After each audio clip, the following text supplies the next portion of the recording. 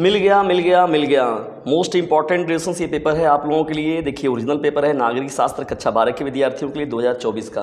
ठीक है क्वेश्चन, तो बहुत सारे मोस्ट इंपॉर्टेंट प्रश्नों की श्रृंखला डीजे सर चैनल पर आप सभी लोगों के लिए कराया गया और निश्चित तौर पर आपका पेपर बेहतर गया होगा। क्वेश्चन देखिए 323 ER सेट का देखिए सोल्यूशन जो है आप लोगों के साथ डिस्कस होने वाला है। और अपने सेट का अपने विद्यालय के पेपर जो भी आपका सेट मिला होगा क्वेश्चन, तो सोल्यूशन के लिए जो है आप डीजे सर चैनल पर जरूर भेजिएगा डॉक्यूमेंट या PDF के माध्यम से। चलिए हम लोग यहाँ पर सॉल्व करते हैं क्वेश्चन। देखिए केवल ये जो पेपर है 2024 के जो बच्चे दे रहे हैं बोर्ड का पेपर, वो अपना आंसर मिला लें और साथ ही साथ जो 2025 में शामिल होने वाले हैं उन बच्चों के लिए तो बहुत ही ब्रह्मास्त्र रहेगा ये वीडियो। ठीक है दोस्तों, तो चलिए बढ़ते हैं यहाँ पर। देखिए नागरिक शास्त्र कक्षा 12 के विद्यार्थियों के लिए 323 ER सेट का सॉल्यूशन होने जा रहा है। देखिए दोस्तों, जब प्रश्नों की श्रृंखला में लोग बढ़ते हैं तो यहाँ पर इंस्ट्रक्शन वाली बात है, तो उसको आप लोग अच्छे से देख लिया करिए। ठीक है ना, ये हमेशा बहुत ही महत्वपूर्ण चीज़ होता है। देखिए बहुविकल्पी प्रश्नों की श्रृंखला में जब बढ़ रहे हैं हम लोग तो 10 बहुविकल्पी प्रश्न मिलते हैं। पहला प्रश्न देखिए क्या है, सरल पूछा गया है, सिंपल प्रश्न पूछा गया है। विश्व में 1991 की मुख्य घटना क्या थी? विश्व में 1991 की जो मुख्य घटना है डिविशंस, वो है सोवियत संघ का विघटन। ठीक है ना, 26 दिसंबर 1991 को जो था सोवियत संघ का क्या हो गया, विघटन हो गया। ठीक है, तो पहले का विकल्प नंबर घ जो होगा वो करेक्ट हो जाएगा। ठीक है दोस्तों, तो बहुत ही महत्वपूर्ण ये प्रश्न था जो आपके एग्जाम में आया था। ठीक है दोस्तों, और ये बताया हुआ प्रश्न है। ठीक है ना, चलिए बढ़ते हैं आगे यहाँ पर हम लोग और देखते हैं अन्य प्रश्न को। देखिए दूसरा प्रश्न क्या है आप लोगों का, द्वितीय विश्व युद्ध के पश्चात विश्व राजनीति में कौन सी दो महाशक्तियों का उदय हुआ? देखिए दोस्तों, जब द्वितीय विश्व युद्ध समाप्त हुआ तो यहाँ पर दो महाशक्तियों के रूप में जब बात हुई या तो फिर शीत युद्ध की बात हुई तो मुख्य रूप से जो था वो सोवियत संघ और संयुक्त राज्य अमेरिका, सोवियत संघ और संयुक्त राज्य अमेरिका की बात की गई। ठीक है ना, तो दूसरे का विकल्प नंबर ग जो होगा वो करेक्ट हो जाएगा। प्रश्नों की श्रृंखला में जब आगे बढ़ते हैं, देखिए तीसरा महत्वपूर्ण प्रश्न क्या है, किस देश ने सर्वप्रथम खुले द्वार की नीति अपनाई? देखिए खुले द्वार की नीति अपनाने वाला जो देश था वो था चीन। ठीक है ना, अपनी अर्थव्यवस्था में सुधार के लिए और जो अर्थव्यवस्थाएं थी, जो व्यापार थे, तो व्यापार के लिए दृष्टिकोण से जो है इसने अपना एक नीति को अपनाया, खुले द्वार की नीति कौन अपनाया? चीन। ठीक है दोस्तों, तो ये पूछे गए प्रश्न जो है बार बार, बहुत सिंपल पेपर है आप लोगों का ये। निम्नलिखित में से कौन सा देश दक्षिण एशिया का अंग नहीं है? देखिए दोस्तों, जो चीन होगा आपका ये राइट आंसर हो जाएगा। ठीक है ना, जबकि भारत, पाकिस्तान और श्रीलंका ये जो हैं दक्षिण एशिया के अंग है। ठीक है, जबकि चीन जो है दक्षिण एशिया में शामिल नहीं है। अगले प्रश्न की ओर बढ़ते हैं। वर्ल्ड सोशल फोरम का मुख्य कार्य क्या है? वैश्वीकरण का विरोध करना, वैश्वीकरण का समर्थन करना, वैश्वीकरण का न विरोध न ही समर्थन करना। तो देखिए वैश्वीकरण का क्या करना, विरोध करना। ठीक है ना, ये उदारवादी वैश्वीकरण को रोकना काम होता है किसका, वर्ल्ड सोशल फोरम का। चलिए आगे बढ़ते हैं हम लोग यहाँ पर। भारत में गरीबी हटाओ का नारा किस प्रधानमंत्री ने दिया था? तो देखिए डिस्टेंस ये देने वाले व्यक्ति जो हैं का नाम है इंदिरा गांधी, और इन्होंने 1971 में ये नारा दिया हुआ था। ठीक है ना, क्या, गरीबी हटाओ। ठीक, भारत में तो इंदिरा गांधी प्रधानमंत्री। तो ठीक है ना, चलिए बढ़ते हैं हम लोग क्वेश्चन नंबर 7 की ओर। देखिए सातवां हम लोग का प्रश्न क्या है, नक्सलवादी आंदोलन के नेता कौन थे? ठीक है ना, तो चारू मजुमदार। देखिए दोस्तों यहाँ पर क्या हो जाएगा, चारू मजुमदार जो थे वो क्या हो जाएंगे, नक्सलवादी आंदोलन के नेता थे। तो सातवें का विकल्प नंबर ख जो होगा वो करेक्ट हो जाएगा। देखिए दोस्तों समझते हम लोग यहाँ पर आठवें प्रश्न की ओर। देखिए आठवां प्रश्न क्या है आप लोगों का, राज्य पुनर्गठन अधिनियम कब पारित हुआ? राज्य पुनर्गठन अधिनियम जो था डिविशंस वो पारित हुआ था आप सभी लोगों का 1956 में। कब हुआ था? 1956 में। जब मंडल आयोग की रिपोर्ट लागू हुई तो उस समय भारत के प्रधानमंत्री कौन थे? ठीक है, जब मंडल आयोग की रिपोर्ट लागू हुई उस समय भारत के प्रधानमंत्री कौन थे? तो इस प्रश्न का जो राइट आंसर हो जाएगा वो हो जाएगा BP सिंह। क्या हो जाएगा?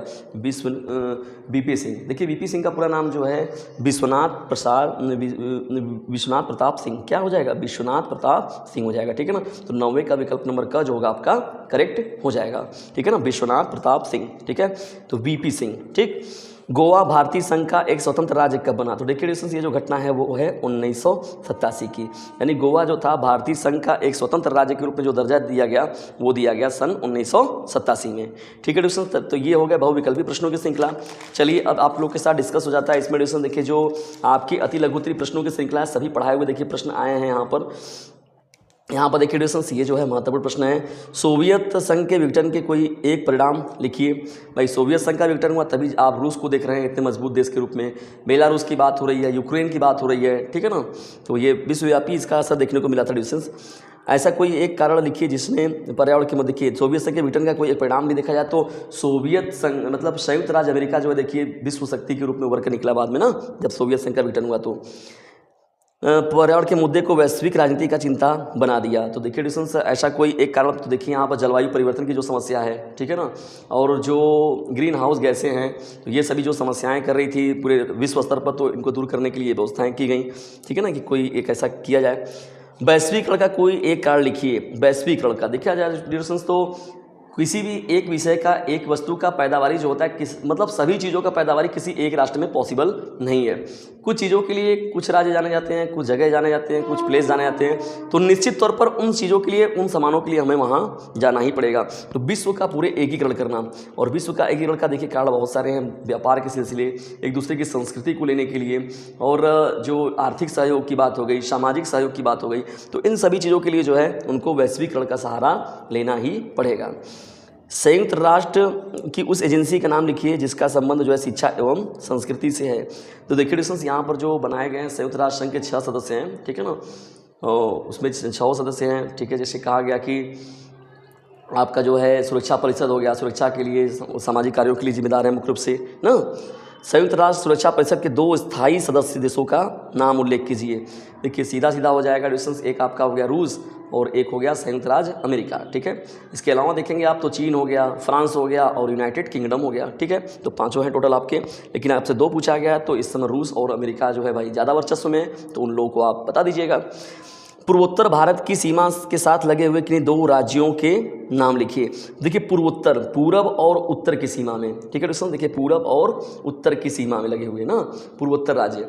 तो पूर्वोत्तर राज्यों में देखिए डिस्टेंस जो है आप सभी लोगों के, देखिए यहाँ पर जो होगा ऊपर जब देखिए मैप बनाते हैं आप मैप, तो देखिए ये हो गया, देखिए ये होता है आपका नॉर्थ और ये हो जाता है साउथ, ये हो गया ईस्ट और ये क्या हो जाएगा वेस्ट हो जाएगा।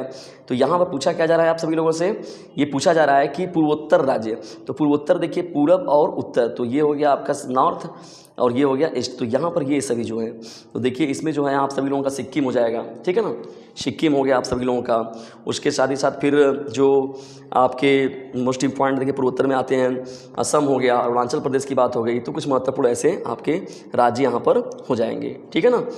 चलिए बढ़ते हैं आगे। यहाँ पर पूर्वोत्तर गठबंधन सरकार का क्या अर्थ होता है। तो देखिए डिस्टेंस, यदि जब भी कोई सरकार होता है या चुनाव जब होता है, तो उन चुनाव में कोई भी जब दल होता है अपना बहुमत नहीं प्रस्तुत कर पाता है, तो वो लोग क्या करते हैं, एक दूसरे को समर्थन देकर सरकार बनाते हैं। इसे हम लोग गठबंधन की सरकार कहते हैं। देखिए मणिपुर की मुख्य समस्या क्या है बताइए। ऐसी 2 रियासतों के नाम लिखिए जिन्हें स्वतंत्रता के बाद भारत के में विलय का डटकर विरोध किया। देखिए हैदराबाद की बात होती है और कश्मीर की बात होती है, ठीक है डिस्टेंस। तो हैदराबाद और जो कश्मीर है ये बहुत अंत में आकर जो है ये दो देसी रियासतें जो थी वो बहुत बाद में भारत में इनका विलय हुआ। महात्मा गांधी जी की हत्या कब हुई थी डिस्टेंस, देखिए बहुत ही महत्वपूर्ण ये घटना है, बहुत ही महत्वपूर्ण है। नाथूराम गोडसे द्वारा किया गया था ना, नाथूराम गोडसे जी के द्वारा किया गया था, और ये आरएसएस के प्रमुख थे, तो और आरएसएस को बैन भी लगाया गया था, और महत्वपूर्ण घटना है ये। 30 जनवरी को शहीद दिवस के रूप में मनाया भी जाता है ना। तो गांधी जी को जो है मारा गया था 30 जनवरी 1948 को, और 30 जनवरी 1948 को। और देखिए डिस्टेंस यहाँ पर जो है राजघाट में जो है इनका समाधि बनाया गया है, और हे राम इन्होंने बोला था अंतिम समय में, और इटालियन पिस्टल से इनको मारा गया था डिस्टेंस, ठीक है ना। और किसने की, तो नाथूराम गोडसे ने की थी, ठीक है, जो आरएसएस में थे सब ना, आरएसएस के प्रमुख के रूप में उस समय।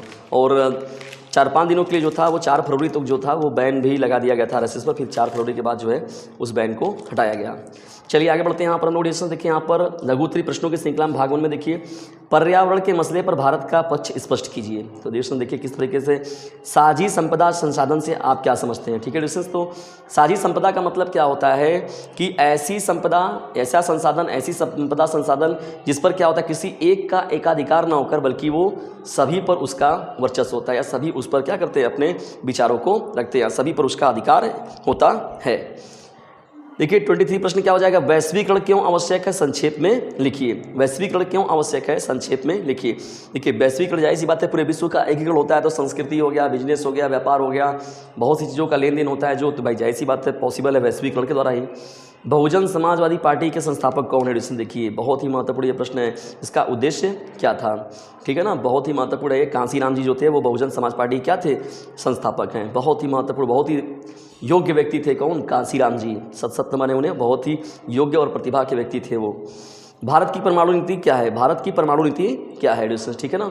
1975 में राष्ट्रीय आपातकाल की घोषणा करते हुए सरकार ने इसके क्या कारण बताए थे, तो ये बताया गया था डिस्टेंस के आंतरिक अशांति को बताया गया था। क्या बताया गया था, 25 जून, देखिए 25 जून को, जो 25 जून 1975 को लगाया गया था राष्ट्रीय आपातकाल को, तो उसमें बताया गया आंतरिक अशांति का कारण बताया गया, ठीक है ना। चलिए बढ़ते हैं आगे। यहाँ पर हम लोग लघु उत्तरी के पार्ट 2 में यहाँ पर 1971 में बांग्लादेश की स्वतंत्रता के लिए उत्तरदायी परिस्थितियों की व्याख्या कीजिए, ठीक है ना। अकाली दल की नेता के रूप में देखिए यहाँ पर शेख मुजीबुर रहमान की बात होती है ना, तो वो मुख्य रूप से ये व्यक्ति थे। और भारत की प्रधानमंत्री उस समय कौन थी, इंदिरा गांधी, तो उन्होंने भी सहयोग अपना दिया। तो इस तरीके से देखिए पूर्वी पाकिस्तान, पश्चिमी पाकिस्तान, तो पूर्वी पाकिस्तान जो था वो स्वतंत्र होकर क्या बना, वो बांग्लादेश का निर्माण हुआ, ठीक है।